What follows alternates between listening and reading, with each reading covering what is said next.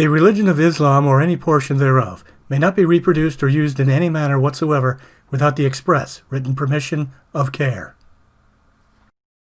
Netflix and cuties. Now you might say, what does this have to do with CAIR, the Muslim community? And what you may not know is that the film centers around a Muslim family in France, a Muslim immigrant family from Senegal. These are the characters in the film. And the controversy about the treatment of women in the film, that alone is enough reason for this film to be incredibly problematic and enough reason for the film to be taken off of Netflix. But the film also, as we have determined, can easily contribute to Islamophobia by reinforcing negative stereotypes about Muslims and immigrants. But thankfully, it seems many Americans still draw the line at children being sexually exploited, twerking, gyrating, barely clothed. It seems many people, right and left, are still drawing the line at that, thank God. But if you're doing that through a medium like film, and in the process you are sexually exploiting children, that's a problem. You know, just even if there is benefit in the film, I think we can't trust that everyone will be able to access that. This is not true. So CAIR is not an authority on what Americans can and cannot see. CAIR operates as the Islamic speech police. It goes around. I was having to avert my eyes throughout the film and look through my fingers, metaphorically speaking. But why is CAIR so squeamish about the subject of this movie when it was Mohammed who married a 6-year-old girl and consummated the marriage when she was 9? Did they forget that? And the film just kind of starts off with his greatest hits that reinforce stereotypes about Muslims and African immigrants. The women that she attends prayer with are all told that they need to obey their husbands and they need to protect their modesty, their decency, because evil is in the unclothed body or the uncovered body of women. This is how the film starts off, one of the very first scenes of the movie. But isn't it CAIR who keeps telling us that uncovered women are in a state of shame? CAIR. Asking a Muslim woman to take off her hijab would be like asking a normal lady or another lady to take off their shirt. Asking a Muslim woman to take off a hijab is much like asking any woman to take off her shirt. But it's effectively like being naked. So imagine a woman locked up behind bars for hours, naked. The girl's father is a polygamist getting married to a second wife. His first wife, her mother, is depressed and feels helpless. Some immigrants in this country are quietly breaking laws regarding polygamy. It is illegal in all 50 states to marry more than one person at a time, but under Islamic law, a man can marry up to 4 wives. An estimated 50,000 Muslims in the U.S. live in polygamous families. Or take Sally. Her husband moved to the United States first, and then when Sally joined him, she found he had married someone else. But without legal papers, she didn't dare come forward. They put me in the basement. I'm the one cook, clean, I don't speak English. And he told me, don't say nothing. You say something, she's going to make you deported, and me, I'm going to be in the jail.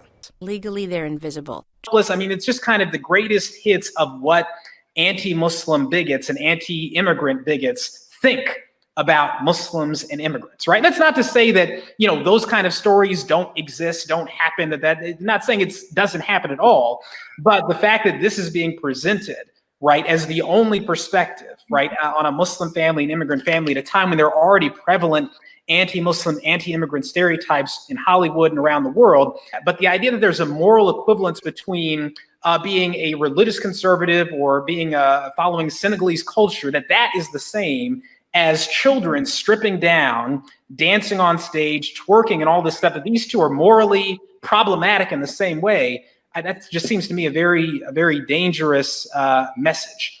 There's a common theme that Muslims are oppressed, especially Muslim women are oppressed, and that this is a reinforcing theme that we keep on seeing in our media. I don't think I've ever grown up feeling that, you know, so you don't need to take pieces of Western culture to feel liberated. So yeah, that's just, I find it very unrelatable. Why are your stories, why does this type of story keep getting out of the pile and elevated? And are you being used? But CAIR is the one exploiting stories about Muslims to promote themselves.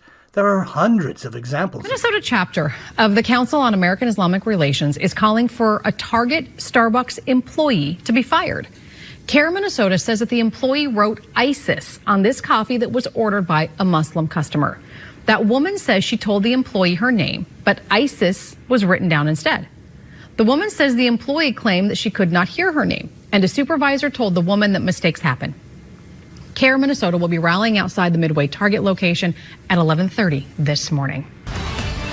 We turn now to breaking news. A Dearborn City employee caught in a lie about a racist Facebook post is off the job tonight. We broke the news with a push alert to your phone. He made a racist Facebook post and then denied it, claiming his account was hacked. Bill Larian telling a shameful, bold-faced lie. A controversial comment someone posted on our Facebook page is sparking outrage tonight. The racist remark on a story we posted about a burkini model is attributed to a City of Dearborn employee. This post, coming from Larian's page, where he publicly identifies as a Dearborn City employee, says, quote, "Cute picture, should be on the cover of Camels R Us." The Council on American Islamic Relations also called for swift action for the dehumanizing slur against all people of Arab ancestry. For someone to just say that in the open, I wonder what he says behind closed doors. I don't think that we should allow racism like this among us. You know, if we let this guy go, then others will follow.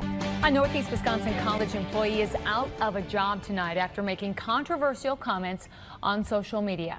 National groups are getting involved because of one comment about a Muslim congresswoman. Fox Valley Technical College spokesperson Chris Jossert made the comments and posts on LinkedIn.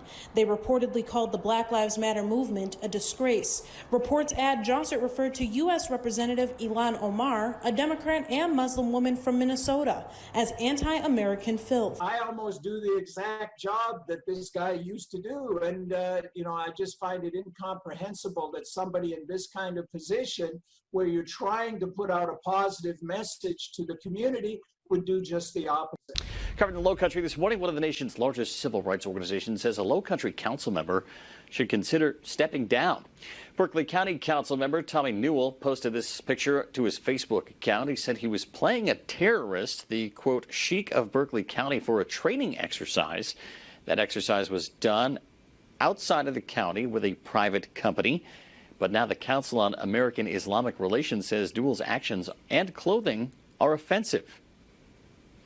So when you automatically associate this attire with terrorism, it really can create a negative environment for ordinary American Muslims and their families, who could suffer discrimination, bias, and even violence in some cases.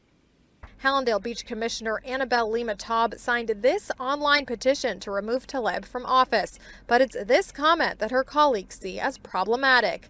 Quote, proudly signed, Lima Taub's post reads, a Hamas-loving anti-Semite has no place in government. She is a danger, and I would not put it past her to become a martyr and blow up Capitol Hill. We want Commissioner Taub to apologize for her comments, to have a complete recant of everything that she said. And if she can't bring herself to apologize, then we think a resignation is needed. This is something that we, the broader community, not only the Muslim community, are tired of. CAIR is calling for Lima Taub's resignation. Well, of course they want her resignation. Getting people fired is all they ever do. And that's why we are very firm in asking this elected official, Lima Taub, not only for her apologies, but for her immediate resignation. If that really is the goal, to expose and criticize the objectification, the exploitation of young children, great. That's a serious issue. And that should be addressed. Great. Then this is the time to discuss CAIR's terrible record regarding children. A video that shows children reciting a violent poem in Arabic last month at a Philadelphia Islamic center. This is according to a translation. They say, quoting, "We will defend Palestine with our bodies. We will chop off their heads," end quote. In response to this, CAIR said they were going to continue right on criticizing Israel. Is that what they told the kids? When a Muslim student brought something to school that could be mistaken for a bomb, CAIR awarded him as Muslim of the Year. After careful consideration with input from the perspectives of many stakeholders, teachers, parents, and community members, we decided that this production of Aladdin Jr. is not the best fit for our Westtown community. CAIR helped me out from beginning to end. Now that CAIR has gouged the taxpayers of Minnesota, will they do anything for the young teens? Or are they going to grow up thinking the police in America are racist and that trying to play the ghetto lottery is admirable.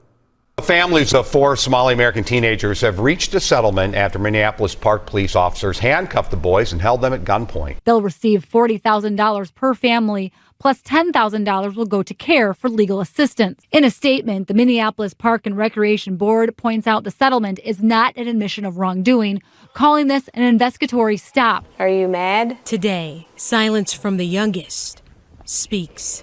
Pretty much. We have a system in which juvenile offenders are dealt with in a manner that's different from adult offenders. We're not asking that they be charged as an adult, but we are asking that these children have some consequences for their action. An Islamic version of an exorcism or something. It's like they watch The Exorcist and then mix that with some Islamic stuff to create an exorcism scene. And I kid you not, in the scene, the girl is made to stand in a room, barely clothed, tank top, short shorts.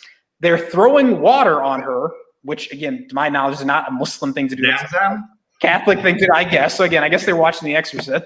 They're throwing water on her and saying Islamic invocations, and there's this Arabic recitation playing in the background. It's not the Quran, but many people think it's the Quran because it's the intonation is designed to sound like what you would normally hear when you're reciting the Quran.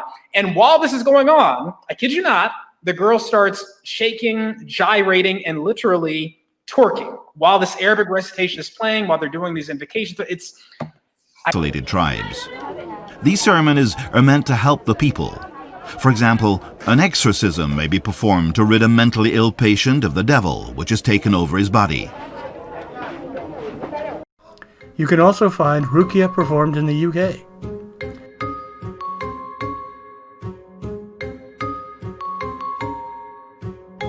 So we're meeting Yasin. He's an exorcist and he's going to be exorcising a jinn. From what I understand, it's a demon that predates Adam and Eve, apparently. They lived in this sort of pre-biblical era. This might be him now. Hang on, sorry guys. According to one study, half of Muslims in the UK believe in jinns and that they can only be exorcised through a process called ruqya. I want to witness an Islamic exorcism firsthand to better understand the relevance of these ancient rituals to modern-day Islam. Islamic exorcism, or ruqya, has been widely discussed, including in the Hadith, where Muhammad said it was allowed.